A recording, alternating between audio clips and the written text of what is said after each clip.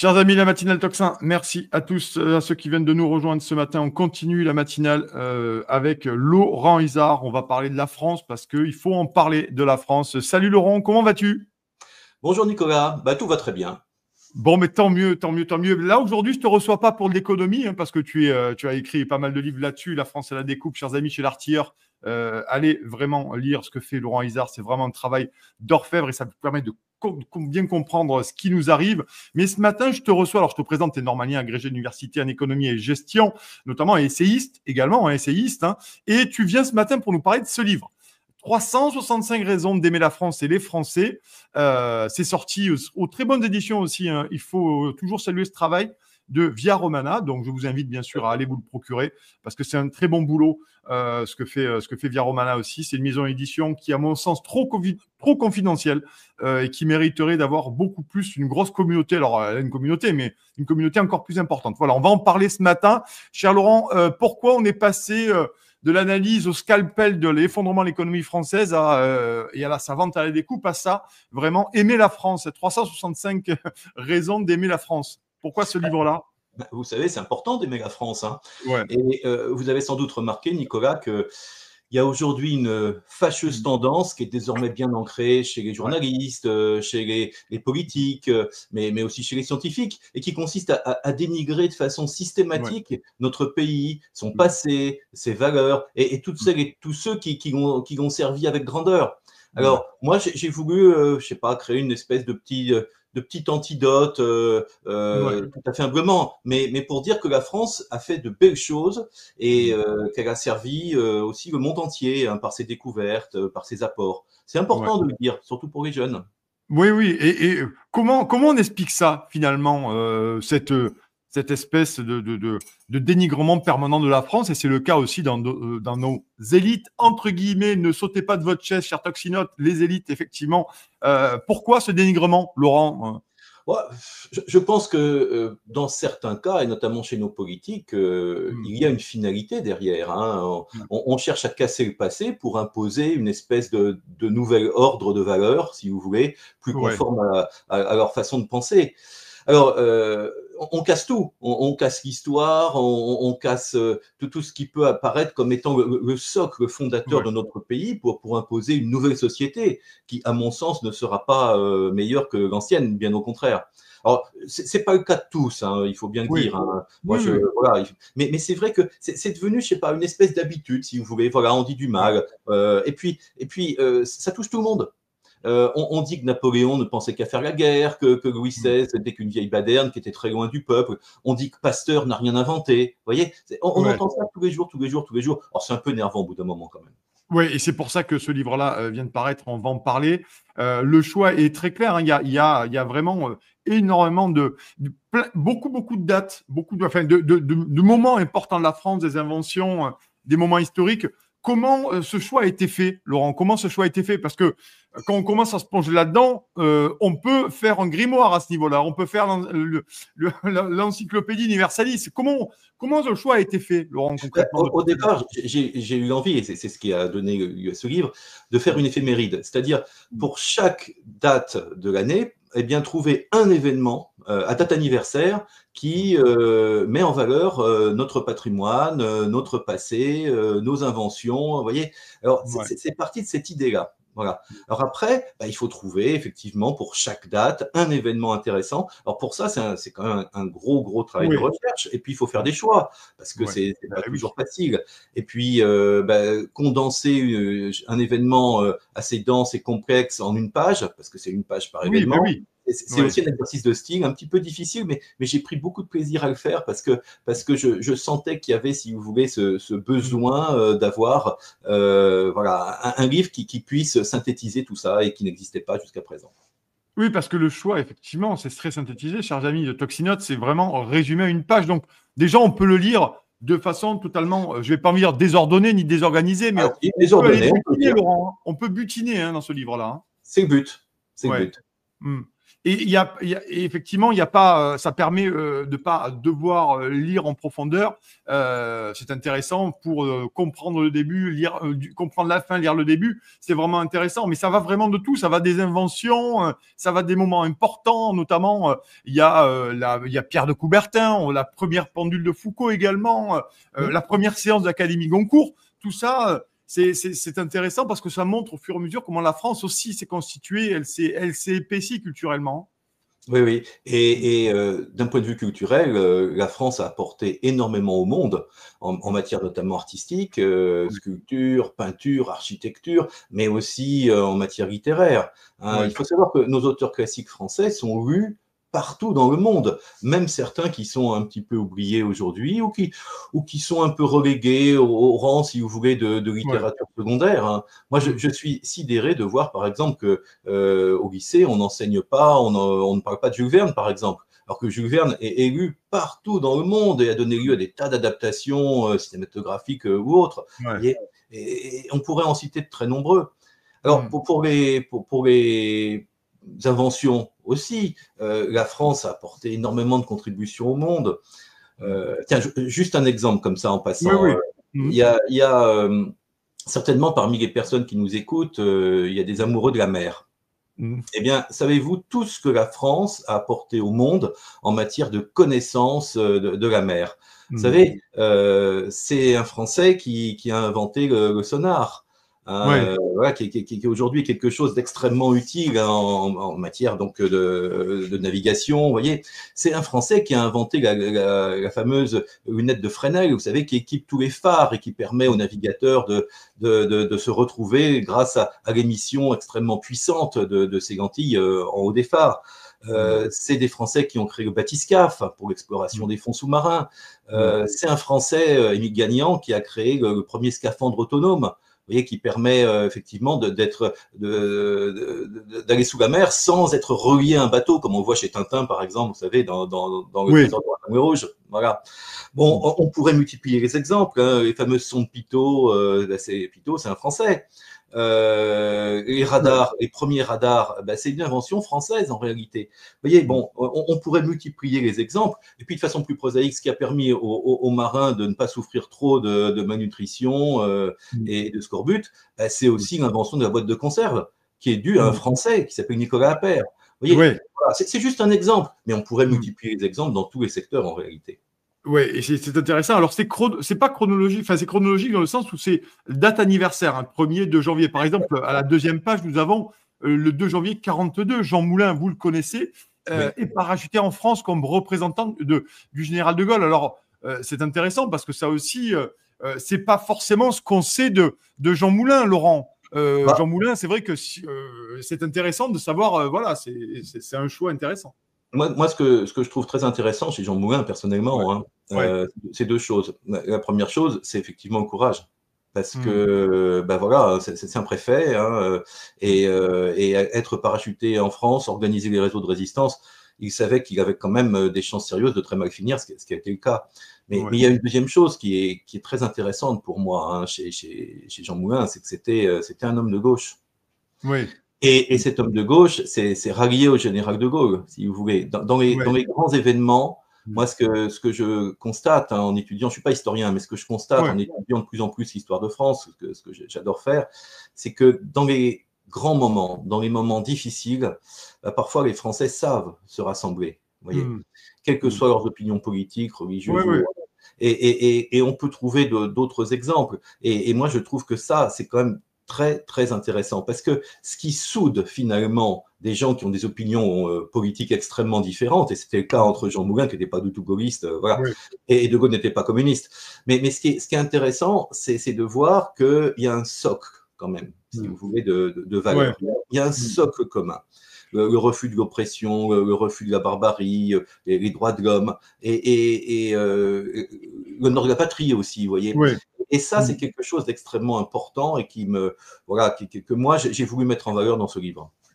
Et donc, c'est un livre aussi qui donne de l'espoir, bien entendu, puisqu'on en a bien besoin aujourd'hui de ce rassemblement pour essayer de s'opposer fermement et vigoureusement, manifestement, à la situation. Ah oui, et vous avez raison, Nicolas, c'est très important d'avoir de l'espoir aujourd'hui.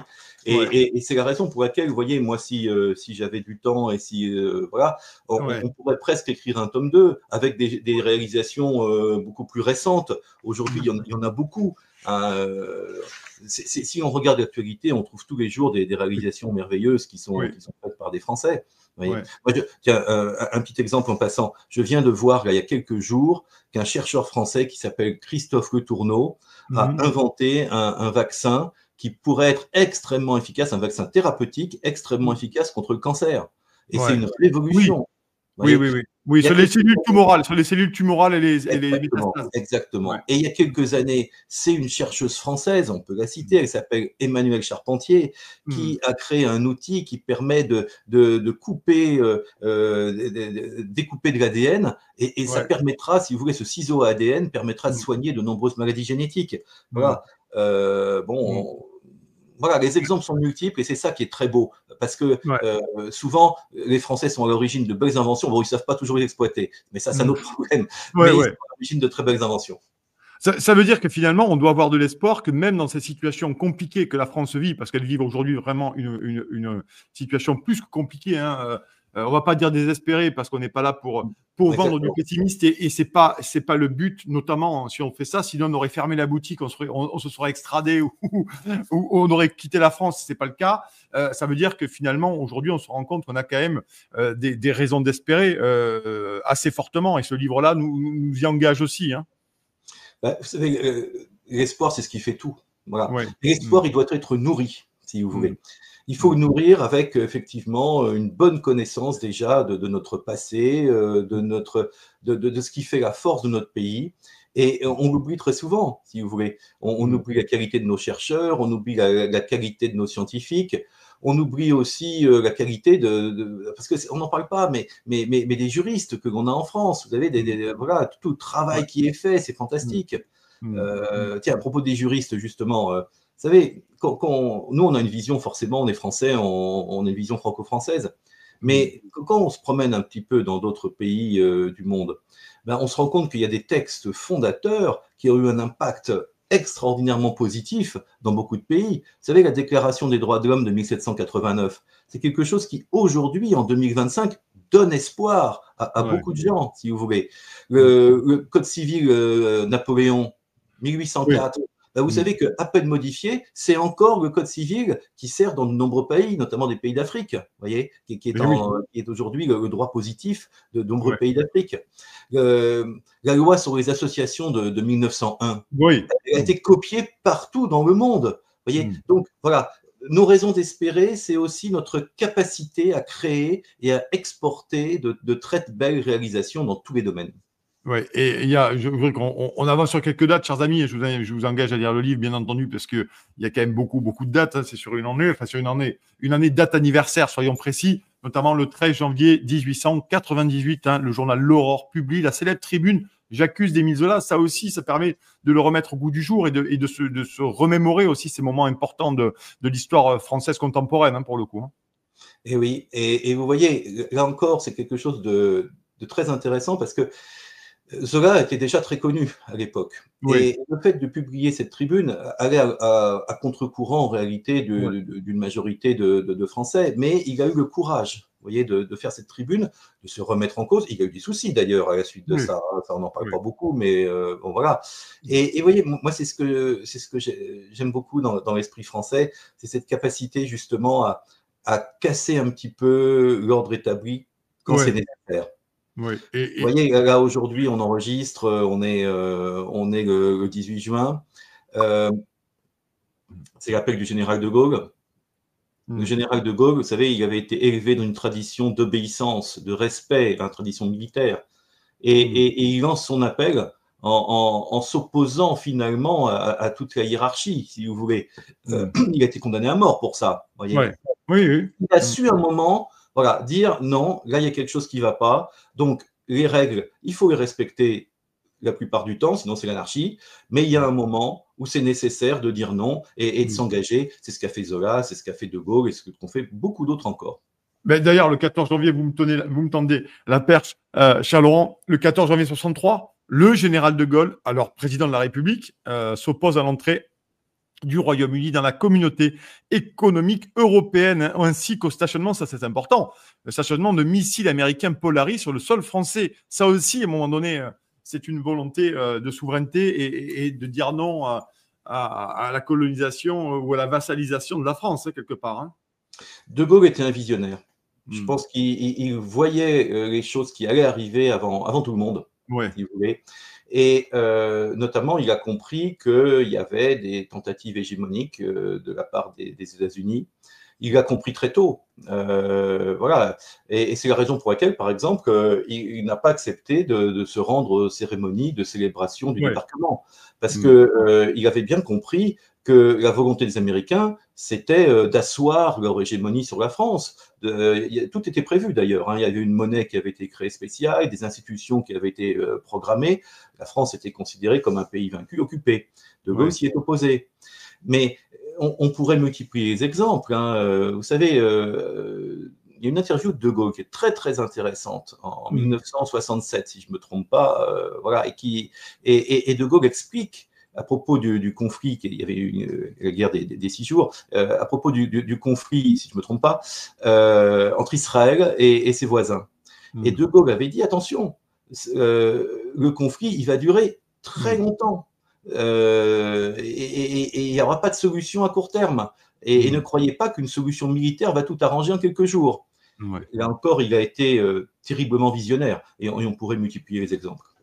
Oui, oui, parce qu'il y a beaucoup, beaucoup de choses là-dessus et c'est toujours pareil. Hein. Ces livres-là nous permettent à un moment donné aussi de mettre en perspective ce qui se passe aujourd'hui et de peut-être mieux comprendre aussi, parce qu'il y a l'espoir, mais il y a la compréhension, Laurent aussi. Hein. Il y a ça. Hein. Il y a l'espoir et la compréhension et je pense que l'histoire est extrêmement importante pour se rendre compte aussi, porter un regard critique et beaucoup plus structuré sur la situation actuelle. Et je pense que c'est les historiens aussi qui nous permettent d'y voir plus clair. Là aussi, 21 janvier, alors j'en fais quelques-unes parce que c'est intéressant. Le 21 janvier 1793, chers amis, le roi Louis XVI, 39 ans, est guillotiné place de la Révolution. À l'époque, là aussi, c'est intéressant ce florilège de dates.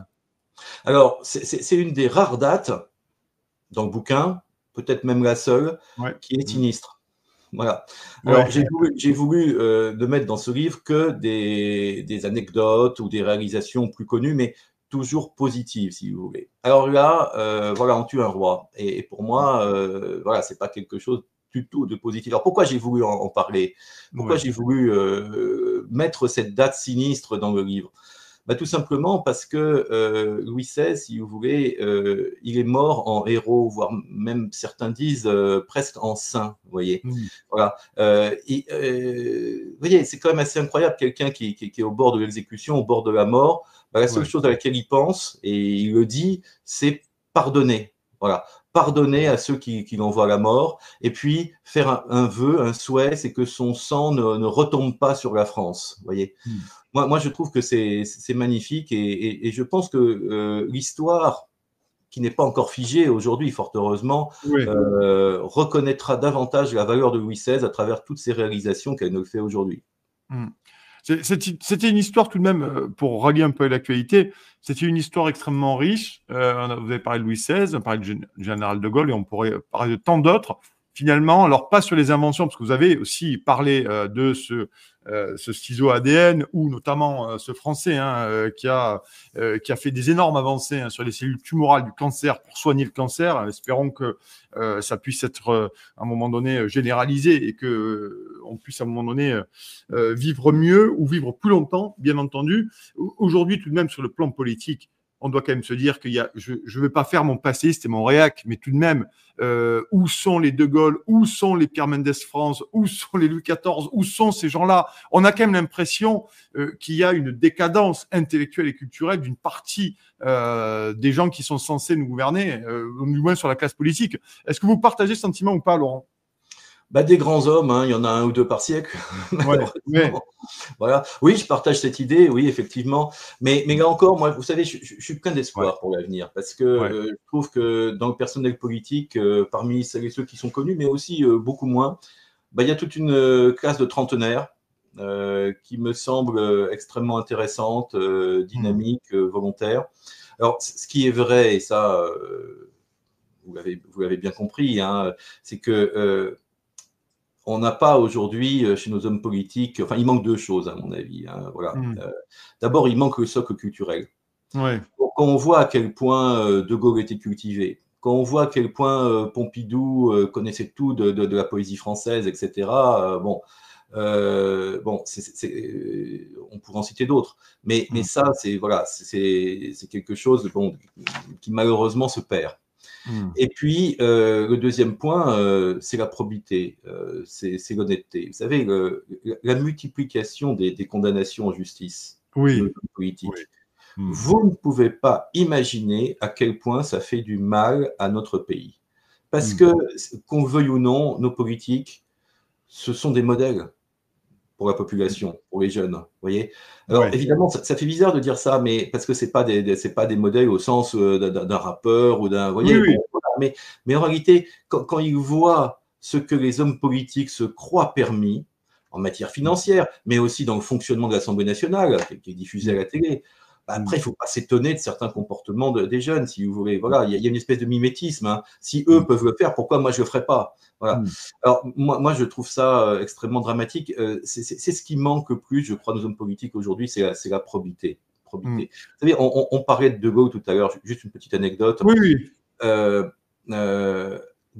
ans après sa mort, il y a un journaliste qui avait interviewé sa veuve, Yvonne, à la Boisserie. Et c'était l'hiver. Et dans la maison, il gelait. Voilà. Et alors, le journaliste s'est permis de lui dire, écoutez, madame, voilà, il fait vraiment froid chez vous, vous n'avez pas froid. Et elle a répondu, j'ai pas les moyens de me chauffer davantage. Mais bon, voilà, vous voyez, bon, De Gaulle. Ça nous change de Brigitte Macron qui a refait l'Élysée à son goût et avait l'argent des Français, par exemple. Voilà, voilà. Moi, tout est dit. Est-ce que, Laurent, là-dessus, c'est quand même une ode aux élites passées, notamment.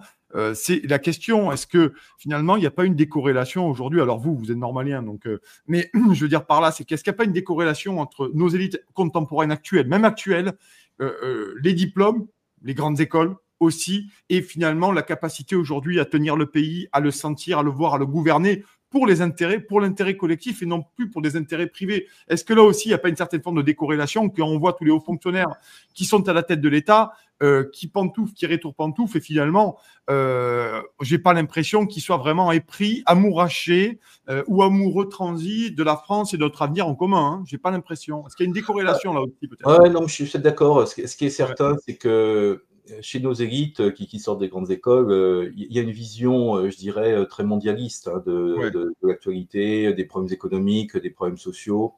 Et du coup, voilà, pour beaucoup, pas tous, heureusement, mais pour beaucoup, la France, ça leur parle pas véritablement. Vous savez, ils mettent leurs enfants dans les universités à l'étranger, ils sont prêts à s'expatrier si nécessaire. Voilà. Il y a ce côté-là. Mais c'est pas le cas de tous. C'est pas le cas de tous. Non. Heureusement. Voilà, heureusement. Et moi, il y a un mouvement, vous savez, en ce moment, qui inquiète beaucoup les grandes écoles à propos de leurs diplômés. C'est que il y a de plus en plus de jeunes diplômés des grandes écoles, hein, que ce soit Polytechnique, l'ESSEC, HEC ou autres, qui refusent aujourd'hui le parcours, je dirais, qu'on leur propose, la voie qu'ils leur est tracée, justement en mettant en valeur des préoccupations éthiques, des préoccupations sociales. Et ça, je trouve ça extrêmement intéressant, si vous voulez. Parce que, mine de rien, c'est vrai qu'on les a forcés à réfléchir dans un sens un petit peu unique dans ces écoles, mais ce sont des gens intelligents et ils arrivent, je dirais, après, quand ils sont dans la vie professionnelle, à avoir du recul par rapport à la voie qu'on leur a tracée, par rapport à ce qu'on leur a enseigné. Donc, de temps en temps, moi, je trouve qu'il y a de très, très belles initiatives qui sont prises par les jeunes et qui contrastent avec justement cette assimilation à un discours, je dirais, ambiant, négatif, très, très suiviste, si vous voulez, et qui n'aboutit à rien aujourd'hui. Bon, on a vu, j'ai une anecdote qui me vient en tête, elle est assez récente. On a vu Jean-Noël Barrot, le ministre des Affaires européennes, notamment, parce que c'est même pas le ministre des Affaires étrangères, c'est le ministre des Affaires européennes. Enfin, c'est le ministre de la Soumission européenne qui a fait un discours, je crois que c'était à HEC il y a quelques jours en anglais. en anglais. Enfin, moi, je suis choqué qu'un ministre fasse un discours en anglais dans une grande école française, parisienne, mais surtout française. Là aussi, c'est une anecdote qui me vient lorsque je vous écoute. Je me dis, mais on est tombé vraiment bien bas. Ces gens ne s'interdisent plus rien, en fait. Vous avez raison, hein, c'est effectivement une tendance aujourd'hui. Voilà, quand je parlais de mondialisation des élites, hein, on y est tout à fait. Voilà. Et puis, moi, je trouve dommage, plus généralement, qu'il y ait aujourd'hui dans le monde une perte d'influence de la langue française. Vous voyez, Oui, oui, on voit que dans de nombreux pays d'Afrique, le français, la francophonie, on enseignait le français, c'était même parfois une langue officielle, et ça oui. disparaît peu à peu, parce que derrière la langue française, c'est la culture française qui disparaît. Derrière la culture française, c'est l'influence française qui disparaît. Et là, je trouve que c'est extrêmement dommage, parce que, bon, je dis pas que la France a fait que du bien, hein, dans ces pays-là, hein, c'est pas Oui, mon propos du tout, oui. mais je pense que la culture et les valeurs qui vont remplacer la culture et les valeurs françaises ne sont pas à la hauteur, très clairement. Oui, oui, il y a une perte absolue, un effondrement culturel de notre influence linguistique et culturelle. Hein. Oui. Et elle a été accélérée d'ailleurs par les décisions complètement catastrophiques qui ont été prises depuis les dernières années et qui ont été accélérées notamment par Emmanuel Macron, notamment en Afrique. Hein, concrètement, on a été littéralement expulsé à coups de pied de pompe dans les fesses, pour pas dire autre chose. Et ça pose vraiment des questions.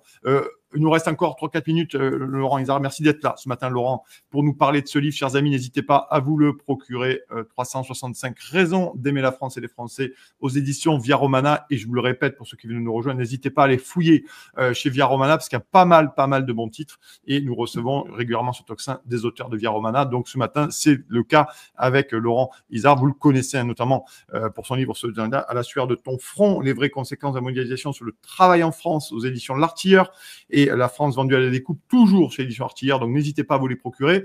On va finir sur le général de Gaulle. Il y a plein de sujets. Hein. Le livre est vaste.